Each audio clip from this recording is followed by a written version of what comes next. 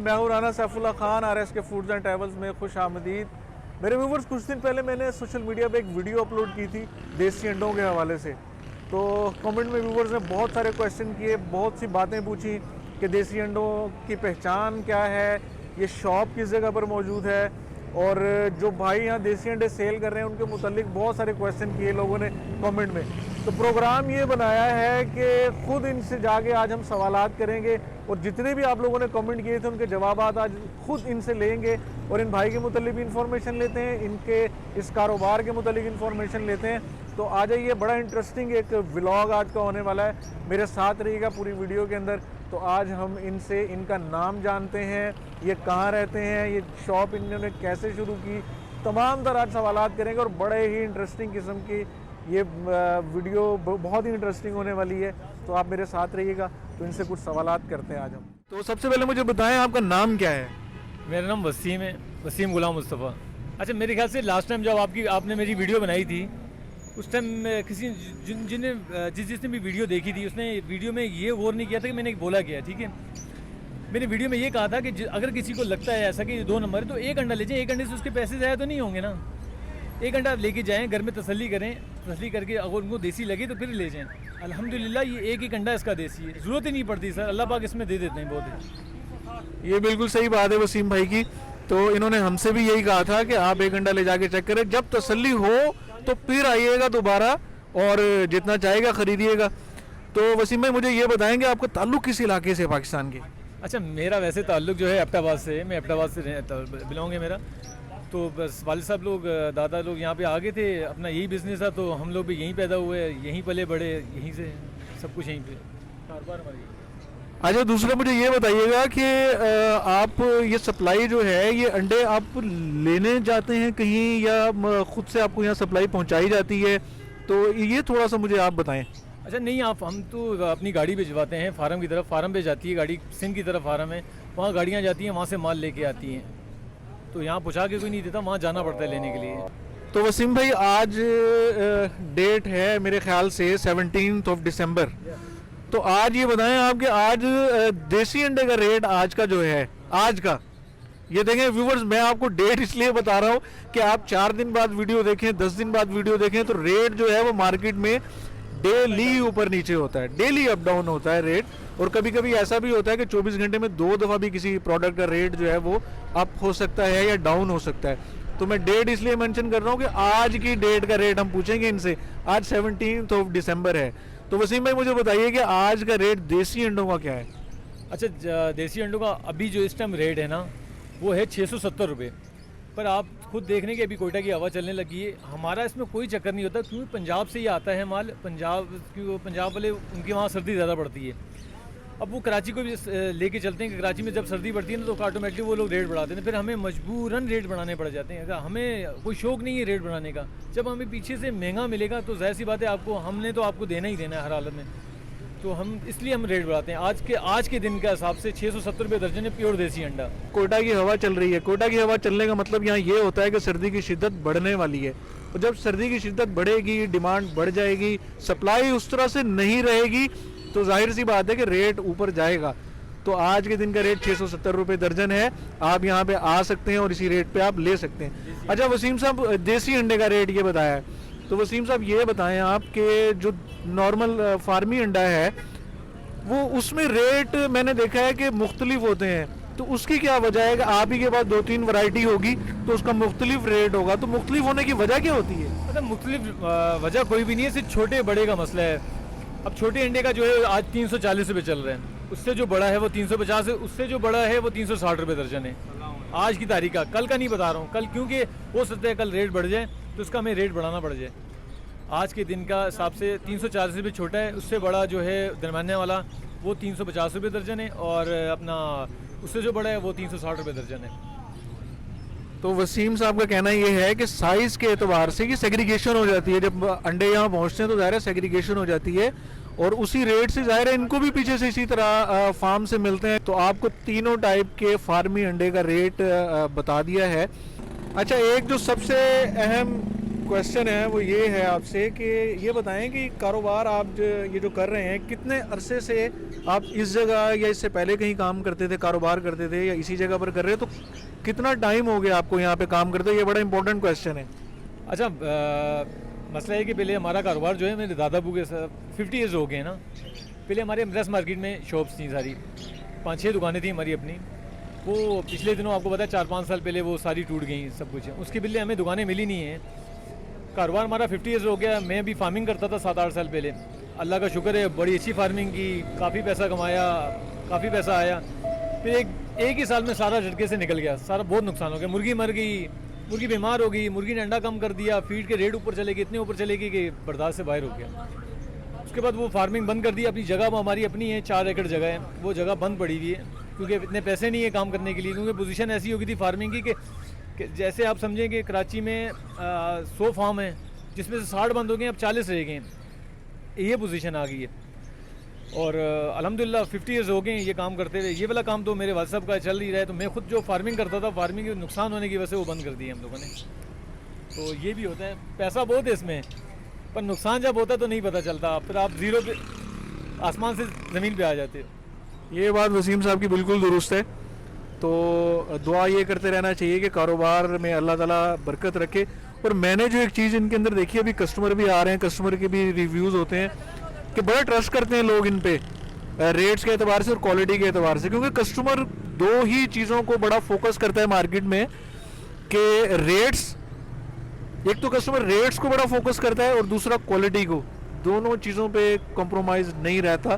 तो यहाँ पे दोनों चीज़ें जो हैं वो कस्टमर का बड़ा कॉन्फिडेंस है इनके ऊपर, ये मैंने देखा है। जी लोग देखते हैं, मगर आप नहीं बताते फिर आने कुछ ने आने बहुत आने जी सॉन्ग तुसा दी पे तो खलते तो थोड़े। आप ट्रे लेके जा रहे हैं और कमेंट नहीं देके जा रहे हैं हमें। मैं क्या कमेंट दूं भाई, ये इनसे शुरू की थी 1100 रुपए से 60-1700 पे तो आ गए ये। अच्छा सर, क्या नाम है सर आपका? मेरा नाम गुलरेज है। अच्छा सर, मुझे ये बताएं कि कितना अरसा हो गया आपको यहाँ से देसी अंडे या फार्मी अंडे जो भी आप पसंद करते हैं खरीदते हुए? कितना क्यों, मैं वहाँ 6 महीने तो हो गए, 6 महीने से ज़्यादा हो गए। तो सर को यहाँ से अंडे खरीदते हुए जो वो 6 महीने हो गए। ज़रा इनसे ये पूछते हैं कि रेट और क्वालिटी पे इनका कितना एतमाद है। वैसे ये जितना खुश है यहाँ पे आगे और ख़रीद रहे हैं, 2-3 ट्रे इन्होंने ली हैं, तो इसका मतलब है कि एतमाद तो इनका है। लेकिन इनकी ज़ुबानी पूछते हैं कि रेट और क्वालिटी किस हद तक इनको मुतमईन करती है, ये ज़रा जानते हैं इनसे। क्वालिटी ठीक है, रेट मुतमईन नहीं करता। हर दफ़ा जाते हुए जो है ना वो अंदर से खून खोल रहा होता है। वसीम भाई, ये जवाब तो आप ही देंगे इस बात का। तो वो सब जानते हैं इसके बारे में कि क्या पोजीशन है। उनको ही पता है कि मौसम के लिहाज से और ये जो अपना रेट मौसम के लिहाज से, वैसे भी आपको पता ही है कि प्रोडक्शन कम होने की वजह से और अपना पोजीशन। मैं आपको सही बताऊँ, पोल्ट्री फार्म बंद हो रहा है। मैंने आपको थोड़ी देर पहले बताया ना कितने पोल्ट्री फार्म बंद हो रहे हैं। लोग मतलब इसकी वो नहीं है, ये खपत पे है ना, ज़्यादा आएगा तो सस्ता होगा, बस ये बात है, और कोई नहीं। तो वसीम भाई, मुझे आप ये बताएं कि माशाल्लाह से बच्चे, फैमिली, इसके मुतालिक थोड़ा सा बताएं मुझे। आप कितने बच्चे हैं और माशाल्लाह से इस दवारी ज़िंदगी जो है, जाहिर सी बात है लोग अब आगे चल के ये भी जानने की कोशिश करेंगे, तो ये ज़रा मुझे आप पहले ही बता दें खुद ही। यार अल्हम्दुलिल्लाह मैरिड हूँ और 3 बच्चे हैं। एक बेटी है, बेटी बड़ी है, 2 बेटे हैं छोटे, और वाइफ।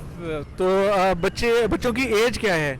अच्छा, बड़ी वाली बेटी की जो है वो 7 ईयर्स है। छोटा वाला उससे जो दरमियाना वाला है वो 4 ईयर्स का है, और जो सबसे छोटा है वो 2 ईयर्स का है। तो दूसरा वसीम में मुझे ये बताइएगा कि मौसम के अतबार से, जैसे सर्दियां हैं तो जाहिर सी बात है कि ज़्यादा डिमांड हो जाती है और गर्मियों में थोड़ा कम हो जाता है। तो इसका थोड़ा सा मुझे बताएं कि बैलेंस हो जाता है पूरे साल के अंदर जो आपका बिजनेस होता है? यार दोस्त, बैलेंस तो हर साल होता रहा, पर इस साल बहुत मुश्किल हो गया है। मैं आपको बताता हूँ, आज 10,440 रुपये का रेट है। जो रेट है कराची का 10,440 रुपये का है। और आप यकीन करो कि सुबह जो हमने माल खरीदा है वो 10,600 रुपये का खरीदा है। आप खुद सोचो, 160 रुपये ऊपर दे के खरीदा है। 160 रुपये ऊपर देने के खरीदने के बाद जो हमने माल मांगा उनसे 100 पेटी, उसने हमें माल कितना दिया आपको पता है? 40 पेटी दी है टोटल माल के लिए। पैसे देने के बावजूद भी माल नहीं मिल रहा। आप बताएं क्या, कैसे काम करेंगे? यकीनन ये बड़ी मुश्किलात हैं बिज़नेस की, और उतार चढ़ाव के साथ ये सब चीज़ें चलती हैं।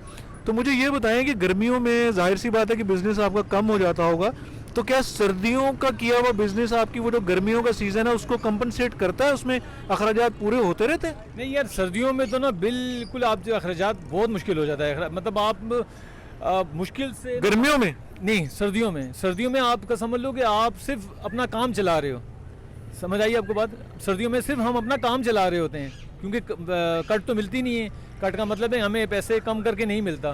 तो गर्मियों में एक बंदे को माल के ऊपर काफ़ी सारी बचत आ जाती है, माल बिकता भी है। गर्मियों में सेटिंग ऐसी होती है यार कि हमारा सप्लाई का भी काम है ना, लोगों की दुकान शॉप में जाके वहाँ पे सप्लाई करते हैं हम लोग, तो गर्मियों में बहुत इजी हो जाता है। सर्दी में हमारे लिए बहुत मुश्किल होता है। सर्दी में ये है कि माल तो बिकता है बहुत ज़्यादा, पर बचत नहीं है उसमें कुछ भी।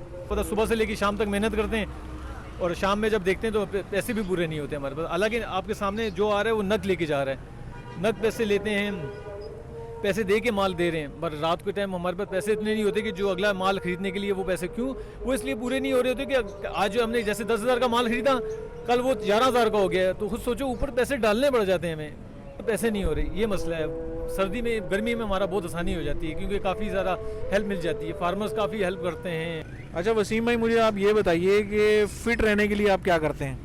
यार मैं ना पहले क्रिकेट खेलता था, क्रेज़ था क्रिकेट का, पर काम की वजह से मेरे को टाइम नहीं मिलता, तो फिर अभी 7 ईयर्स से मैं जिम जा रहा हूँ। तो अल्हम्दुलिल्लाह जिम में जाना मेरा, हर कुछ हो ना हो मैंने जिम लाजमी जाना है। डाइट मेरी अच्छी है और बाहर से कोई मैं चीज़ लेके कोई खाता नहीं हूँ, जो भी खाना है मैंने घर से खाना है और साफ़ सुथरा खाना है, ना तेल वाली चीज़ें खाता हूँ, ना कोल्ड ड्रिंक पे हूँ, ना रोटी खाता हूँ, चिकन हो गया, जो जिम में चीज़ें यूज़ होती हैं ना उन्हीं चीज़ों पे हूँ। और 7 ईयर्स हो गए मुझे जिम करते हुए अल्हम्दुलिल्लाह। तो 7 साल में यकीनन जो है अभी आप ट्रेनिंग भी दे रहे होंगे, लोगों को बताते होंगे कि किस तरह से अपने आप को फिट रखा जा सकता है, तो स्टूडेंट्स भी आपके बहुत हो गए होंगे? नहीं यार, मसला है कि मैं अल्हम्दुलिल्लाह पता तो बहुत कुछ है, पर सिर्फ खुद ही करता हूँ, बाकी किसी को बताने के लायक नहीं हूँ, क्योंकि इस काबिल अपने आप को नहीं समझता हूँ अभी कि मैं किसी को बता सकूँ। क्योंकि जब तक किसी को बताने का मकसद ये है कि डाइट के बारे में कोई पूछता है तो थोड़ा बहुत बता देता हूँ, बाकी एक्सरसाइज जो खुद अपने पास इतना थोड़ा टाइम होता है कि मैं एक्सरसाइज की और निकल जाता हूँ बस। क्योंकि आपको पता है मैं पूरा दिन यहाँ पे और उसके बाद 11 बजे मेरी छुट्टी होती है, यहाँ से ऑफ होता है। 11 बजे बाद मैंने जिम भी जाना है, जिम करने के बाद फिर घर भी जाना है, बच्चों को भी टाइम देना है, तो टाइम नहीं बचता। तो ये वसीम भाई की लाइफ जो है ना ये बड़ी टफ़ है, यानी जिम भी है, फैमिली भी है और अपना ये कारोबार भी है, तो इन सब चीज़ों को मैनेज करना होता है। तो मैं अब आपको एक सबसे इम्पोर्टेंट एक चीज़ बता देता हूँ कि ये शॉप का एड्रेस है क्या। ये सामने रोड आपको नज़र आ रहा होगा, ये रोड जो है ये कायद आज़म के मज़ार यानी नुमाइश के एरिया से ये रोड आ रहा है और ये लाइंस एरिया का ये सारा इलाका है। और इस तरफ अगर आप देखते हैं तो ये पार्किंग प्लाज़ा सामने आपको नज़र आ रहा होगा। ये पार्किंग प्लाज़ा के ऑपोजिट ये शॉप बनी हुई है, बराबर में पेट्रोल पंप है, ये लाइंस एरिया वाला रोड है ये पूरा। ये गो पेट्रोल पंप है, ये अगर पेट्रोल पंप आप लोगों को नज़र आ रहा है तो ये पेट्रोल पंप के बिल्कुल पैरेलल ये शॉप है। तो वसीम भाई का आज हमने बड़ा वक्त लिया है, तो अल्लाह ताला इनकी सेहत और उम्र में इनको बरकत दे, उनके कारोबार में भी बरकत दे। तो इनके साथ मुलाकात इंशाल्लाह होती रहेगी और आप कमेंट में ज़रूर बताइएगा कि आपको ये सब सारा व्लॉग कैसा लगा है और देसी अंडों के मुतालिक जो हमें थोड़ी बहुत इन्फॉर्मेशन मिली है इनके रेट के हवाले से, तो इस हवाले से कमेंट ज़रूर कीजिएगा और वीडियो को लाइक ज़रूर कीजिएगा, फॉलो कीजिएगा, सब्सक्राइब कीजिएगा। इंशाल्लाह ताला नेक्स्ट व्लॉग में आपसे मुलाकात होगी इसी तरह। अल्लाह हाफिज़।